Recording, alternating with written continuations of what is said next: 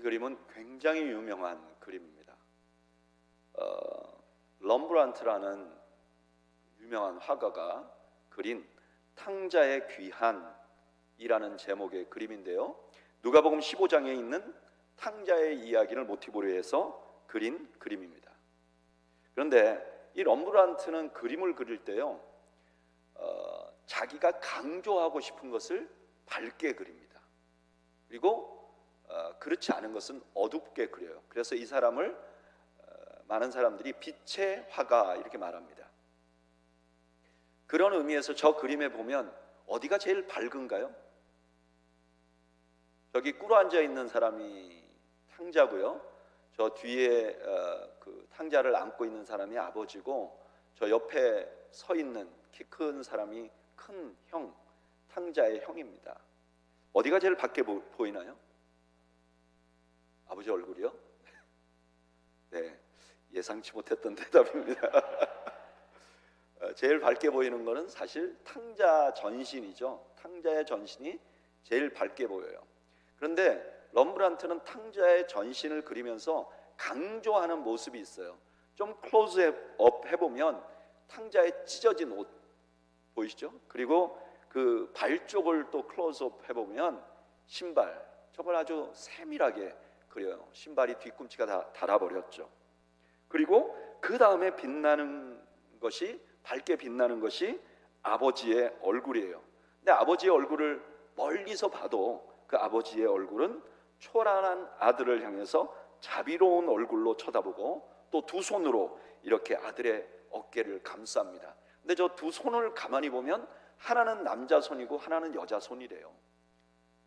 그래서 저 손이 하나는 아버지, 하나는 어머니의 손 같은 그런 모습으로 안아주고 있다. 그래서 이 럼브란트의 탕자의 귀하는요, 그 집 나간 아들의 초라한 모습과 그 초라한 모습의 아들을 여전한 사랑으로 안아주시는 아버지의 모습을 보여주고 있습니다.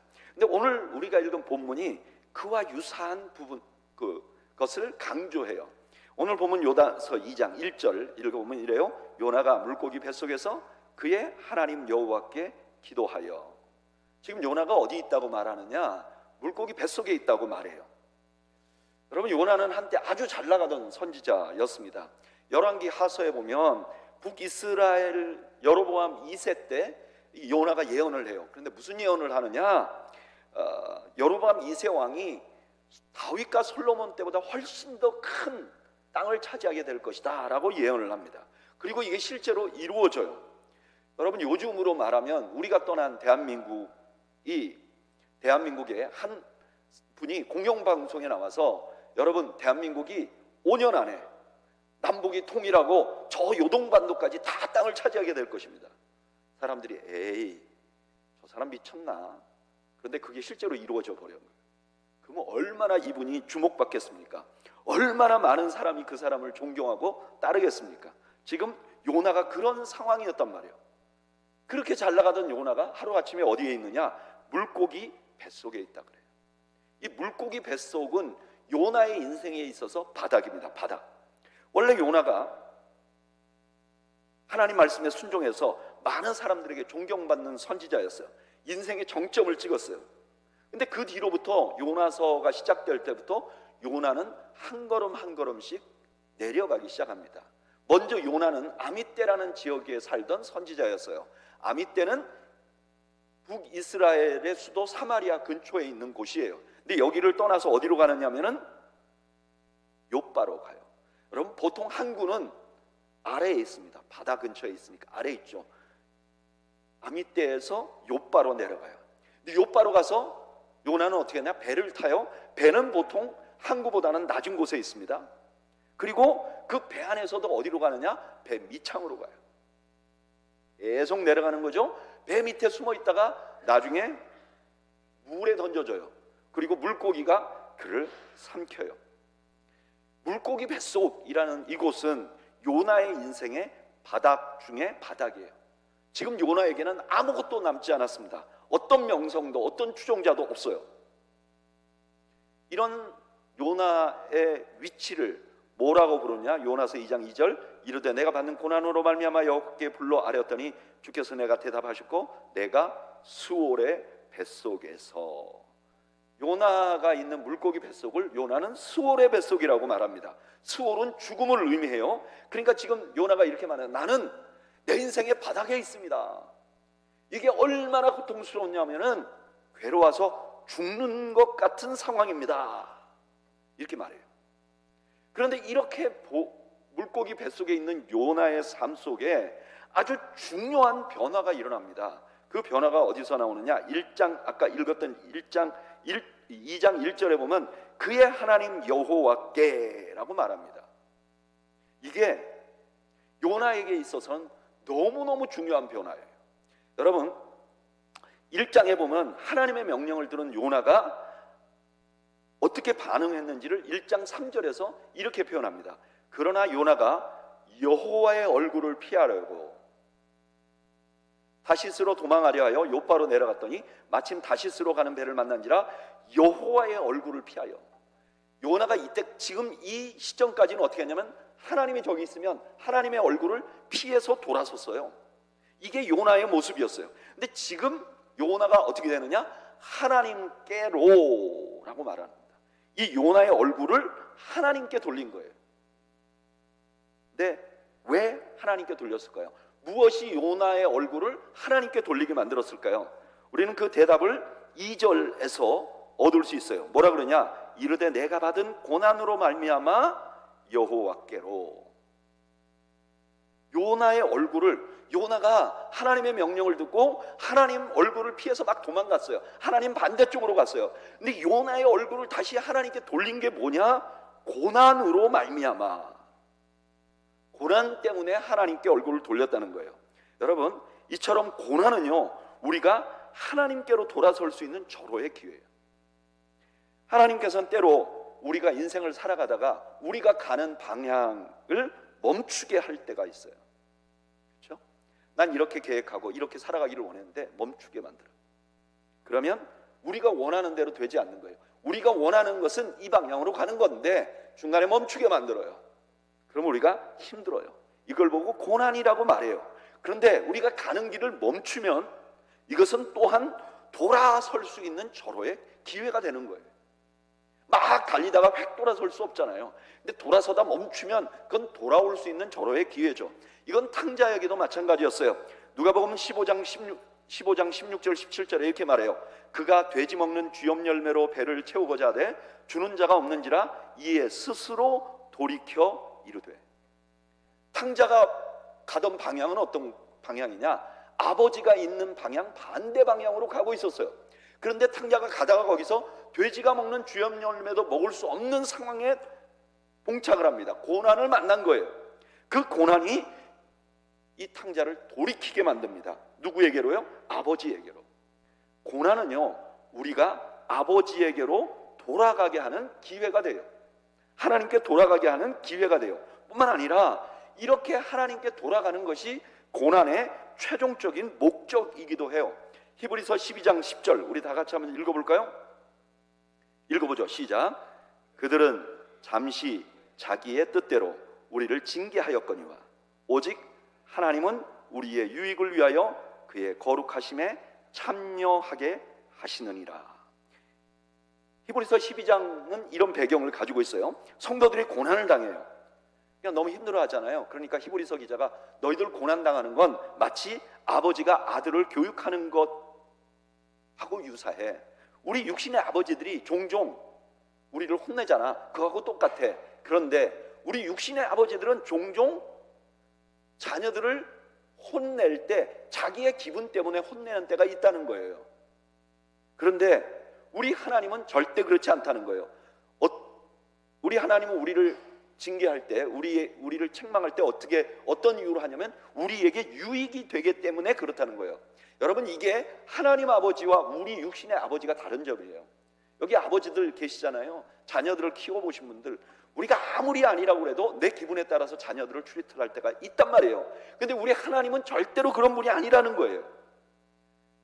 대신 하나님은 절대로 우리의 유익만을 위해서 우리를 징계하신다는 거예요. 근데 그 하나님이 주시는 유익이라는 게 뭐냐? 하나님의 거룩하심에 참여하는 거라는 거예요. 저는 이제까지 이 말씀을 이렇게 생각했어요. 하나님이 우리를 징계하는 이유는 우리 안에 있는 불순물들을 제거해서 우리를 깨끗하게 만들기 위해서 이렇게 하시는 거다. 근데 이 본문의 표현을 오늘 다시 읽어보니까 어떠냐면은 하나님의 거룩하심에 참여하는 거예요. 잘 보세요. 멀리 있는데 물을 막 끼얹어 갖고 씻어내는 게 아니라 하나님 원래 깨끗해. 그래서 내가 이렇게 당겨서 안으면서 내 몸으로 이를 닦아주는 것 같은 느낌이라는 거예요. 다시 말하면 고난의 목적이 무엇이냐? 내가 정결해지는 것 자체가 궁극적인 목적이 아니라 하나님과 가까워지는 게 목적이라는 거예요. 그래서 우리는 고난을 당하면 돌아서야 돼요. 하나님 앞으로 다가가는 기회로 삼아야 해요. 그래서 히브리서 기자는 히브리서 12장 2절에 이렇게 말해요. 믿음의 주요 또 온전하게 하시는 이인 예수를 바라보자. 고난 가운데 있는 신약의 성도들에게 이렇게 말하는 거예요. 여러분, 예수님을 바라보세요. 여러분, 우리가 고난을 당하잖아요. 그 고난은 하나님께서 우리를 부르시는 음성일 경우가 많습니다. C.S. 루이스라는 유명한 크리스천 저작자가 이렇게 말했어요. 하나님은 우리의 기쁨 속에서 속삭이고, 우리가 기쁨이 있을 때 하나님이 속삭인다는 거예요. 그리고 또 양심에다가 말씀하세요. 하나님 말씀하실 때 우리 양심에다 말씀하세요. 그런데 고난 속에서는 소리를 치세요. 고난은 귀먹은 세상을 불러 깨우는 하나님의 메가폰이라고 말해요. 여러분, 우리가 고난이 있으면요, 그때 어떻게 해야 되느냐? 하나님께 얼굴을 돌려야 돼요. 하나님께로 돌아와야 해요.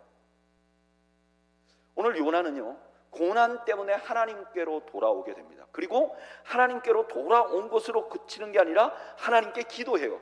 1절 하반절에 이렇게 해요. 그의 하나님 여호와께 기도하여. 2절에서 뭐라 그러냐면 여호와께 불러 아뢰었더니, 그 다음에 부르짖었더니. 여러분, 고난은 우리가 하나님 앞에 얼굴을 돌리게 하는 것으로 그치지 않고 거기서 하나님께 기도하게 하는 역할을 하게 됩니다.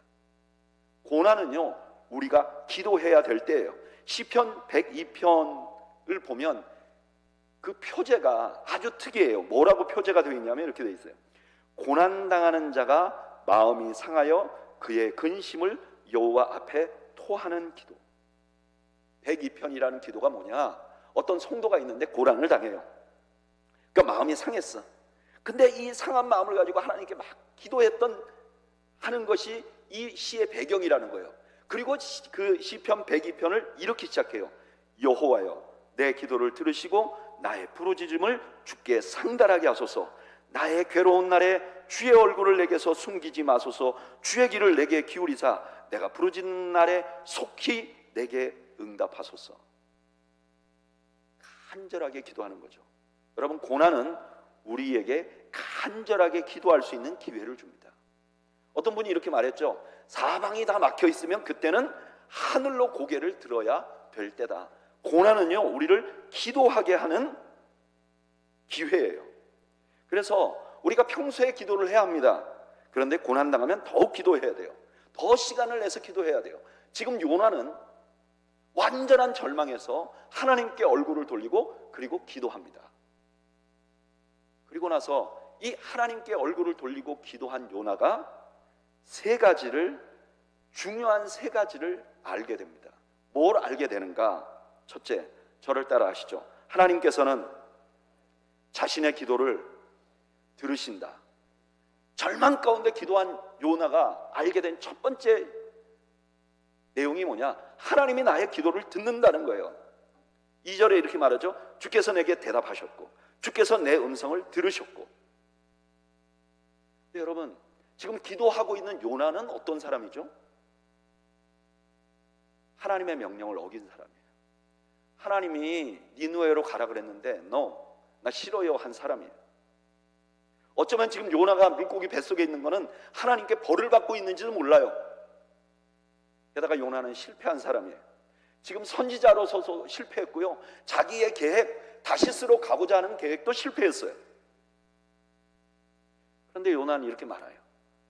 나같이 하나님의 명령을 어긴, 나같이 지금 아무것도 남지 않는 실패자, 이 실패자의 기도를 하나님이 들으셨다고 고백하는 거예요. 여러분, 우리 하나님은요, 자신의 말에 순종하는 사람의 기도만 들으시는 분이 아니에요. 우리는 흔히 이렇게 생각해요. 내가 지난 몇 달 동안 교회를 열심히 다녔어요. 그리고 뭐 큐티도 열심히 했어요. 헌금도 하고 교회 봉사도 했어요. 그러니까 내가 오늘 기도하면 하나님이 기도를 들으실 거라고 생각해요. 반대로 우리가 하나님을 섭섭하게 하고 하나님께 순종하지 않으면 하나님이 마음을 닫고 토라질 것이라고 생각해요. 그래서 기도할 때 쭈뼛쭈뼛한 거예요. 오래간만에 기도하면 이거 내가 기도는 하는데 하나님이 들으실까? 아니면 하나님과 팍팍 자빠지지 못하는 거죠. 근데 여러분, 하나님 그런 분이 아니에요. 하나님은요, 절대로 삐지시는 분이 아니에요. 제가 혹시 그동안 알던 하나님, 절대 안 삐지시는 하나님 맞는지 안 맞는지 해서 AI한테 물어봤어요. 하나님은 삐지시냐? 그랬더니 AI가 절대 안 삐지신대. 여러분, 우리가 하나님과의 관계를 하다가 하나님이 우리가 죄를 지으면 좀 멀어지기도 하잖아요. 그럼 우리가 이렇게 생각해요. 내가 죄를 지면 하나님의 얼굴을 가리셨어, 하나님의 얼굴을 돌리셨어, 삐지셨어. 그런데 성경에서는 우리가 하나님과 거리감을 느끼게 되는, 하나님과 거리를 갖게 되는 이유를 이렇게 설명합니다. 이사야 59장 2절, 오직 너희 죄악이 너희와 너희 하나님 사이를 갈라놓았고 너희 죄가 그의 얼굴을 가리어서 너희에게서 듣지 않으시게 함이니라. 하나님은 가만히 있는데 우리 죄가 하나님과의 관계를 멀게 만들었다는 거예요. 하나님 그 자리에 서 계신데, 또 하나님은 그 자리에 가만히 있는데 우리의 죄가 하나님의 얼굴을 가려버렸다는 거예요. 우리가 오히려 멀리 간 거지 하나님은 그 자리에 계세요. 그리고 하나님은 심지어 죄를 지은 자에게도 오라고 하세요. 이사야서 1장 18절에 이렇게 말해요. 여호와께서 말씀하실 때 오라, 우리가 서로 변론하자. 오라. 근데 그 오라고 한 사람들이 누구냐? 너희 죄가 주홍 같을지라도, 죄가 얼마나 많이 졌으면 주홍 같은 사람에게도 오라고 말하는 거예요. 여러분, 혹시 오늘 예배 나온 분들 중에 잘 삐지시는 분들 있죠? 여러분, 하나님은 여러분들과 다릅니다. 하나님은요, 우리가 죄를 지은 상황에서 우리 기도를 들으시는 분이세요. 아니, 나에게 기도하라고, 나에게 오라고 더 간절히 부르시는 분이세요. 하나님은 뿐만 아니라 실패한 사람의 기도도 들으세요. 제가 목회하다 보면 종종 이런 분들이 있어요. 하나님은 성공하고 잘 돼가는 사람들하고만 친하려고 한다고 생각해요. 그래서 교회 나오라 그러면, 전도할 때 교회 나오라 그러면 제가 조금 지금 좀 복잡한 일이 있는데 이거 해결하고 좀 나갈게요, 이렇게 말해요. 심지어 교회 안에 있는 분들에게 봉사 좀 같이 하세요, 그러면 그렇게 말해요. 나 같은 것이 봉사하면 교회에 도움이 될까요? 여러분, 놀라운 건 탕자도 그렇게 생각했어요. 누가복음 15장 18절 19절에 내가 일어나 아버지께 가서 이르기를, 아버지, 내가 하늘과 아버지께 죄를 지었사오니 이제부터는 아버지의 아들이라 일컬음을 감당하지 못하겠나이다. 나를 품꾼의 하나로 보소서. 탕자는 이렇게 생각했어요. 자기의 실패한 자기를 하나님 아버지가 부끄러워할 거라고 생각했어요. 아버지가 부끄러워할 거라고 생각했어요. 그런데 아버지에게는 그것이 필요가 없었죠. 아니, 더 분명하게 말하면요, 하나님은 고난받고 초라한 사람의 기도를 더 들으세요. 출애굽기 22장 22절 23절에 이렇게 말해요. 너는 과부나 고아를 해롭게 하지 말라. 내가 만일 그들을 해롭게 함으로 그들이 내게 부르짖으면 내가 반드시 그 부르짖음을 들으리라. 출애굽기 당시에요, 고아나 과부는 가장 불행한 사람의 대표적인 사람들이었어요. 이거는 누가 봐도 재수 없다고 생각하는 사람들이었어요. 근데 하나님께서 이렇게 말해요. 그들이 기도하면 내가 반드시 들어줄 것이다. 그래서 시편 기자는 이렇게 말해요. 시편 101편 17절, 여호와께서 빈궁한 자의 기도를 돌아보시고 그들의 기도를 멸시하지 아니하셨도다. 하나님은요, 잘 나가는 사람의 기도를 듣는 것이 아니라 오히려 공궁에 처해 있는 사람의 기도를 들으신다는 거예요. 여러분, 탕자는 아버지에게 이렇게 생각했어요. 나 좀 이렇게 실패해서 아버지에게 가면 아버지 너무 부끄러워할 거니까 아버지 자식이라고 부르지 말고 그냥 종의 하나로 써주세요. 그런데 아버지는 어떻게 했죠? 누가복음 15장 20절, 이에 일어나 아버지께로 돌아가니라. 아직도 거리가 먼데 아버지가 그를 보고 측은히 여겨 달려가 목을 안고 입을 맞추니. 달려가셨다고 그래요. 안아주셨다고 말해요. 여러분, 우리 하나님은 우리를 사랑하세요. 잘 안 믿으시는가 본데, 하나님이 우리를 사랑하세요. 그런데 실패했을 때 더욱 사랑하세요. 절망스러운 상황에 있을 때 더욱 사랑하세요. 그러니까 실패했을 때, 절망했을 때 더 기도하시는 여러분들이 되시기를 축복합니다. 두 번째로 요나가 물고기 뱃속에서 안 사실은 저를 따라 하시죠. 하나님이 지금 나와 함께 하신다. 지금 요나는 물고기 뱃속에서 기도를 드려요, 하나님께. 그랬더니 하나님이 기도를 들었다고 말씀하세요. 우리가 보통 기도할 때 우리의 기도를 들으시는 하나님 하면 이렇게 생각해요. 하나님은 이런 강대상 혹은 하늘 보좌에 앉아 있어요. 우리가 가요. 그래서 보좌 앞에서 꿇어앉아요. 하나님, 내 처지가 이렇습니다. 나를 도와주세요. 이렇게 말하면 하나님이 보좌에서 그래, 내가 너의 모든 어려움을 들어주리라. 이런 모습을 그려요. 근데 오늘 요나의 기도를 보면요, 조금 다른 느낌이 들어요. 왜 다른 느낌이 드는가? 첫째는 요나가 있는 곳이 어디죠? 물고기 뱃속이에요. 여러분, 물고기 뱃속은 물고기가 얼마큼 컸는지 잘 모르지만 완전히 밀폐된 공간이었을 거예요. 게다가 고대인들은 물속은요, 하늘과 완전히 차단된 곳이라고 생각을 했어요. 그래서 항상 물에는 어떤 신화든지 하늘의 최고의 신이 있고요, 물 안에 또 다른 신이 있어요. 그리스 신화에도 하늘에 제우스가 있고 물 안에는 포세이돈이 있는 거예요. 물은 누가 다스리냐? 밑에 있는 신이 다스리는 거예요. 그 뜻은 무엇인가? 물 안에는 하늘에 있는 존재와 커뮤니케이션이 안 된다는 거예요. 그러니까 어떻게 보면 이 물고기 뱃속이라는 곳은 하늘에 계신 하나님과 연결이 되지 않는 단절된 듯한 느낌이 있는 곳이에요. 두 번째로, 여기서 요나가 뭐라 그랬느냐? 응답하셨다고 말했어요. 근데 이 응답하셨다는 말의 히브리 단어가 아나예요. 근데 이 아나라는 단어가 이사야서 58장 9절에서 똑같이 사용됐어요. 우리 한번 읽어볼까요? 이사야서 58장 9절 읽어보죠. 시작. 내가 부를 때 나 여호와가 응답하겠고 내가 부르짖을 때 내가 뭐라고요? 여기 있다 하리라. 여기 응답한다는 말과 여기 있다는 말이 평행되는 거예요.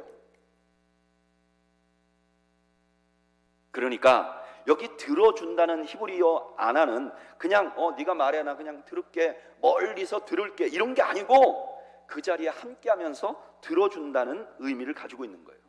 세 번째 제일 중요한 요소가 있는데 그게 스올이라는 단어예요. 요나가 하나님을 피해서 도망하다가 물고기 뱃속에 들어갔는데 그 물고기 뱃속을 요나는 뭐라 그러냐면 스올이라고 말해요. 이 스올은 죽음을 의미하는 말이었어요. 근데 요나가 스올, 하나님을 피하여 스올에 있다고 말하는 그 순간 우리는 절망보다 희망을 생각할 수밖에 없어요. 왜냐?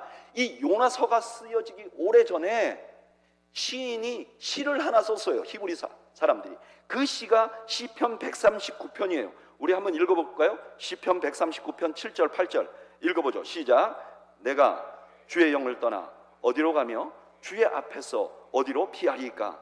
내가 하늘에 올라갈지라도 거기 계시며 수월에 내 자리를 펼지라도 거기 계시니이다. 아멘.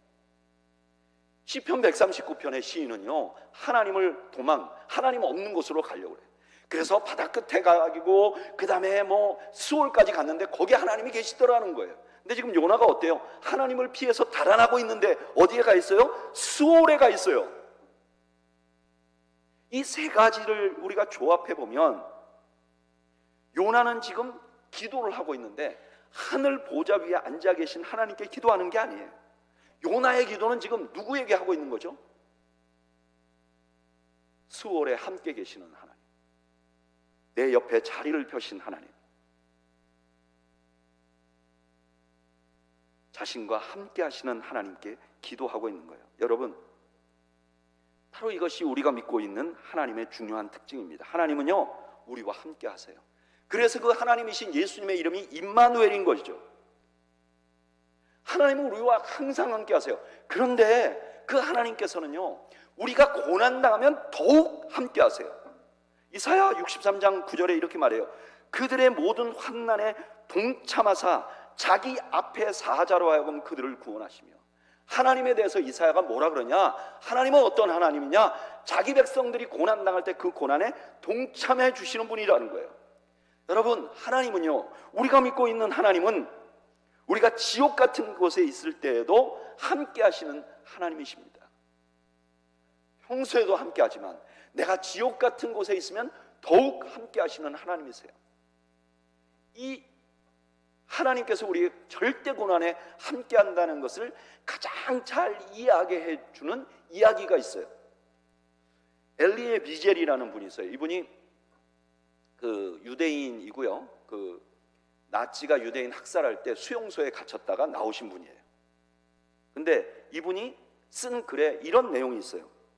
그곳에 이제 그 수용소에 사람들을 모아놓고 이 나치들이 이 수용소에 있는 사람들이 말을 잘 듣게 하기 위해서 가끔 겁을 주는데 어떻게 하느냐? 몇 명을 모델로 뽑아가지고 교수형을 시키는 거예요. 근데 그 교수형을 시킬 때 사람들을 다 불러 모아놓고 사람들 앞에서 교수형을 집행하는 거예요. 그래서 그걸 보면서 너희들 우리한테 반항하면 이렇게 돼 하는 것을 보여주는 거예요. 근데 어느 날 수용소에서 많은 사람들을 다 불러놓고 이제 그동안 우리에게 반항하고 순종하지 않은 자들을 처형하겠다. 그리고 몇 명을 교수형 교수대에다 세워놓고 목을 걸었어요. 그리고 밑에 있는 상자인지 뭔지를 발로 차버리죠. 그럼 보통 사람들이 탁 걸리자마자 그 충격으로 정신을 잃게 되고 그 다음에 금방 사망하게 돼요. 그런데 그날은 거기에 있는 목을 매어 교수형을 처하려는 사람들 중에 피펄이라는 어린 아이가 하나 있었던 거예요. 이 아이는 그 수용소에서 심부름을 하던 아이인데 왠지 나치에게 걸려서 지금 교수형대에 오른 거죠. 그 아이를 교수형 시키려고 아이를 교수대에 놓고 목을 감고 밑에 상자를 찾는데 이 아이가 그 수용소에서 너무 못 먹은 거예요. 너무 못 먹으니까 애가 가벼워. 그러니까 발이 떨어졌는데도 이 아이가 대롱대롱 매달려 있는 거예요. 안 죽는 거예요. 어린 아이가 깡말라서 교수대에 매달려서 죽지 않고 대롱대롱 매달리는 모습을 보면서 거기에 있는 모든 수용소에 있는 분들이 얼굴을 듣지를 못하는 거예요. 보지를 못하는 거예요. 그런데 그 순간에 그 군중 우리 중에 한 사람이 이렇게 말하는 거예요. 도대체 하나님은 어디 있나? 하나님은 어디 계신가? 그 한마디가 엘리의 비젤의 가슴을 친 거죠. 하나님을 믿는다고 말하는 자신들의 백성이 이렇게 고난당하고 처참할 때 진짜 하나님은 어디 계시는가? 그때 그 엘리의 비젤의 마음속에 이런 음성이 들렸다고 그래요. 하나님이 어디 계시냐고? 바로 저기 계신다. 저기 매달려 있는 저 교수대에.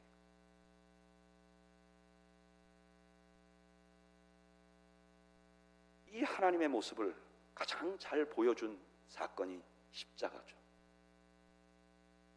죄인들과 함께 매달리시고 그 죄인에게 천국을 선포하신 그 하나님, 그 하나님이 바로 우리가 믿는 하나님이죠. 여러분, 하나님은 우리와 함께 하십니다.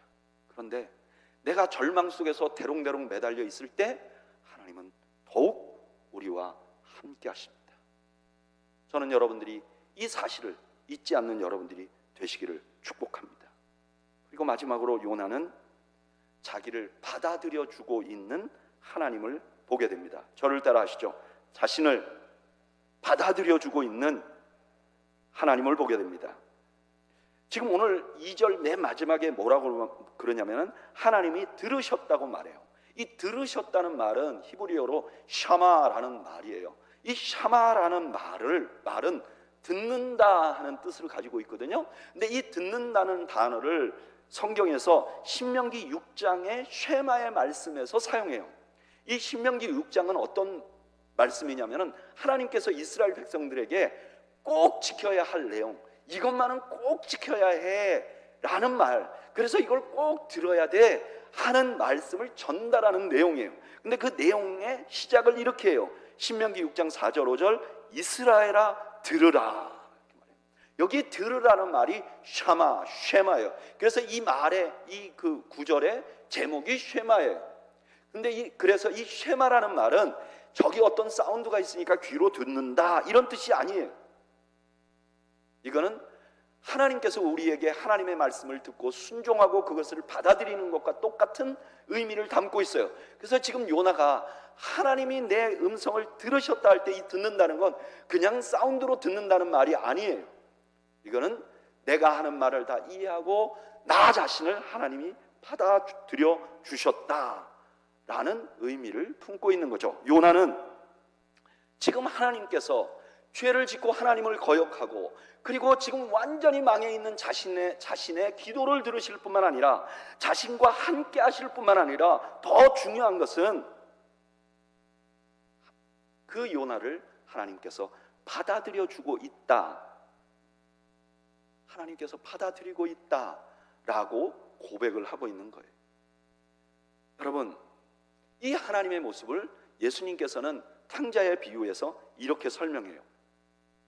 누가복음 15장 20절 아들이 이르되 아버지 내가 하늘과 아버지께 죄를 지었사오니 지금부터는 아버지의 아들이라 일컬음을 감당하지 못하겠나이다 하니 아버지는 종들에게 이르되 제일 좋은 옷을 내어다가 입히고 손에 가락지를 끼우고 발에 신을 씻기라.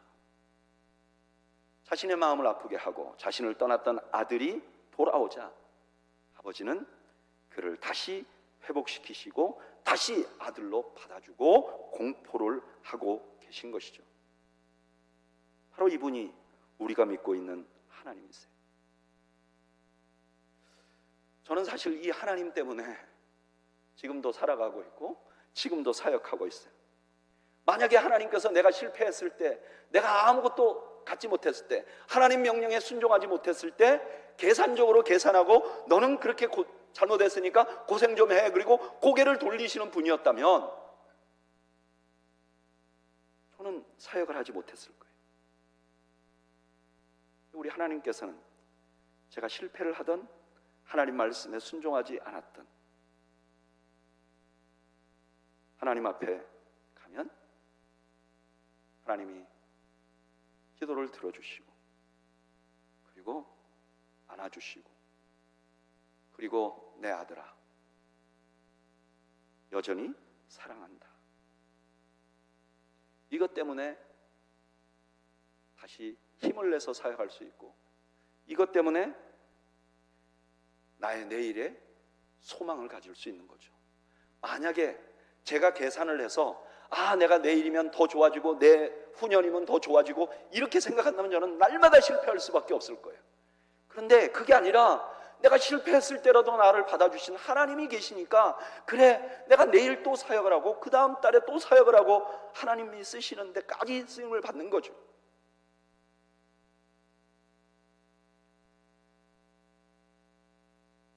말씀을 정리해 보죠.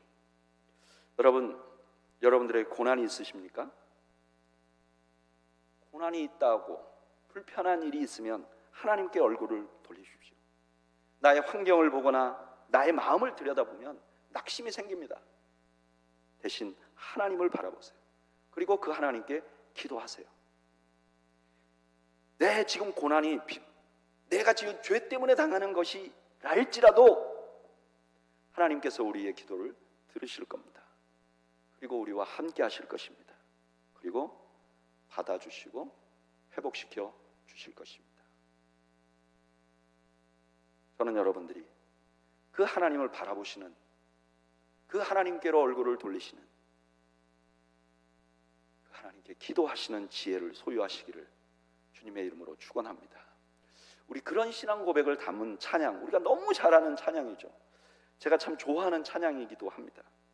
하나님의 사랑을 사모하는 자, 하나님의 평안을 바라보는 자, 너의 모든 것 창조하신 우리 주님이 너를 얼마나 사랑하시는지, 하나님 사랑의 눈으로 너를 어느 때나 바라보시고 하나님 인자한 귀로서 언제나 너에게 기울이시니 너의 작은 신음에도 응답하시는, 너는 어느 곳에 있든지 주를 향하고 주만 바라볼지라. 아마 요나서의 이 본문 말씀을 가장 잘 표현하는 찬양 중에 하나인 것 같습니다. 우리 이 찬양을, 나의 신앙 고백을, 찬양의 신앙 고백을 담아서 함께 찬양하겠습니다.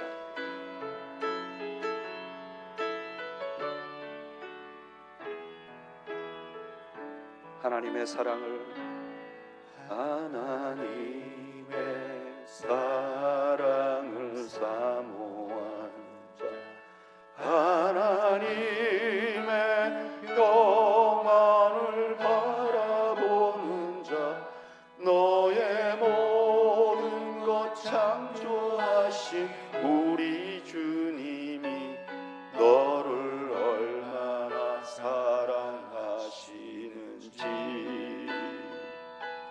하나님께 찬양과 경배하는 하나님의 선하심을 닮아가는 자, 너의 모든 것 창조하신 우리 주님이 너를 자녀 삼으셨네. 하나님 사랑의 눈으로 너를 어느 때나 바라보시고 하나님 인자한 귀로서 언제나 내게 기울이시니 어두움에 밝은 빛을 비춰주시고 너의 작은 신음에도 응답하시는, 너는 어느 곳에 있든지 주를 향하고 주만 바라볼지라. 하나님 사랑의 눈으로, 하나님 사랑의 눈으로 너를 언제나 바라보시고 하나님 인자한 귀로서 언제나 너에게 기울이시니 어두움에 밝은 빛을 비춰주시고 너의 작은 신음에도 응답하시니 너는 어느 곳에 있든지 주를 향하고 주만 바라볼지라.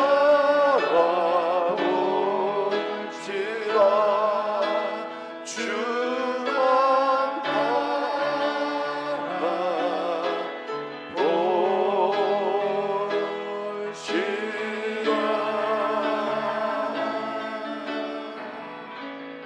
우리 이 시간 잠시 기도하죠.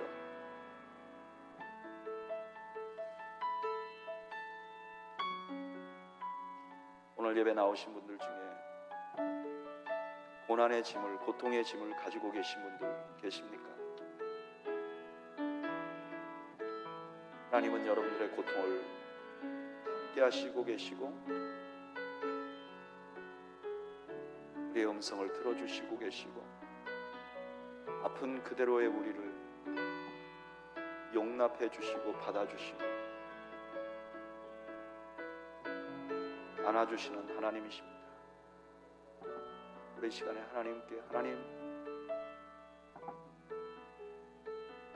제가 힘듭니다. 제가 절망 중에 있습니다. 하나님 나를 도와주세요 라고 기도합시다. 평안한 중에 계신 분들 계십니까? 하나님은 우리와 늘 함께 하시고 우리와 대화하기를 원하시고 우리와 친밀하게 우리를 받아주시기를 원하십니다. 이 시간에 나와 함께 해주신 하나님 감사합니다. 나를 붙들어 주신 하나님 감사합니다. 내가 남은 생에도 하나님께 순종하며 하나님과 함께 하기를 원합니다. 결단의 기도를 함께 드리시기를 바랍니다. 우리 잠시 시간에 함께 하나님 앞에 기도합시다. 기도하겠습니다. 하나님 아버지, 하나님 아버지,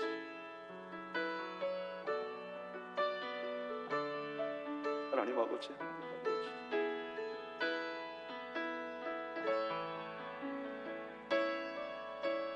하나님 아버지, 하나님 아버지, 하나님 아버지, 하나님 아버지,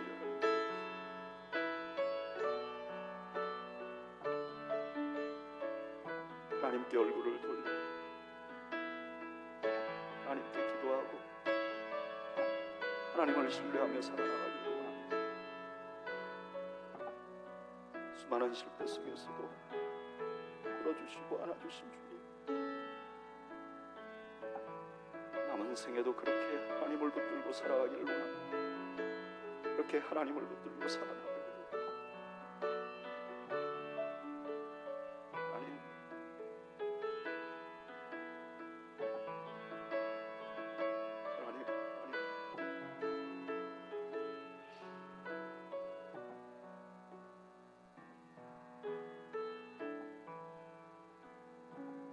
이제는 우리 주님 예수 그리스도의 은혜와 하나님 아버지의 크신 사랑과 성령님의 교통하심이